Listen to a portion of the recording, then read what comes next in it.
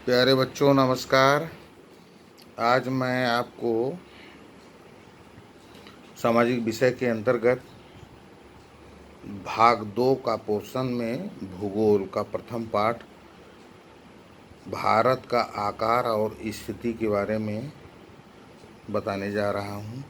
कृपया इसे ध्यानपूर्वक देखें। भारत एक विशाल देश है। भारत उत्तरी गोलार्ध में है। देखिए ये पीला वाला पोर्शन देख रहे हैं, ये भारत है। ठीक। ये गोलार्ध है पूरा।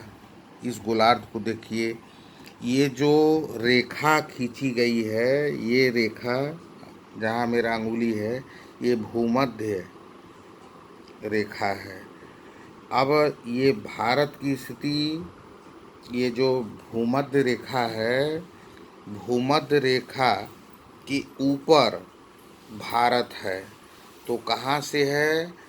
इसका मुख्य भाग 8.4 उत्तरी गोलार्ध से लेकर 37.6 उत्तरी अक्षांश तक इसकी स्थिति है। ये उत्तरी गोलार्ध है। नक्शे में ऊपर उत्तर होता है, नीचे दक्षिण होता है।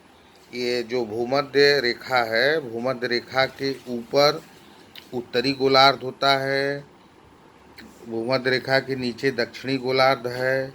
बाईं ओर जिधर अफ्रीका लिखा है, इधर पश्चिम है।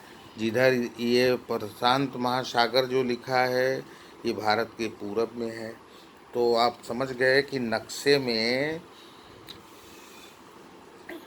ऊपर उत्तर, नीचे दक्षिण, बाईं ओर पश्चिम, दाईं ओर पूरब।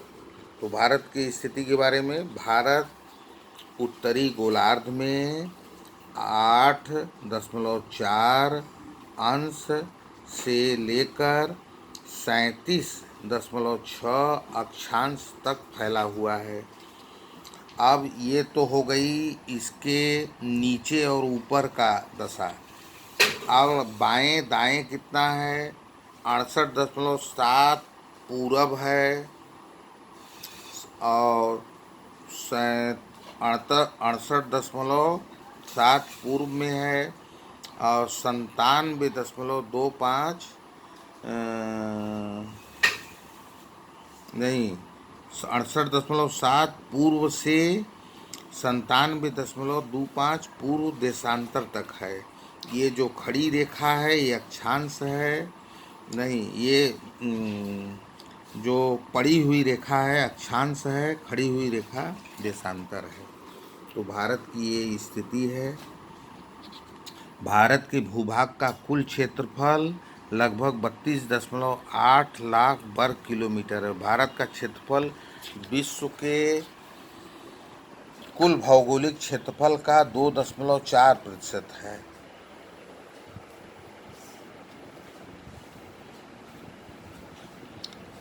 भारत विश्व का 7वां बड़ा देश है। भारत की स्थल सीमा रेखा लगभग 15,200 किलोमीटर और समुद्री तट रेखा अंडमान और निकोबार द्वीप समूह तथा लक्षद्वीप समूह के साथ 7,516.6 किलोमीटर है।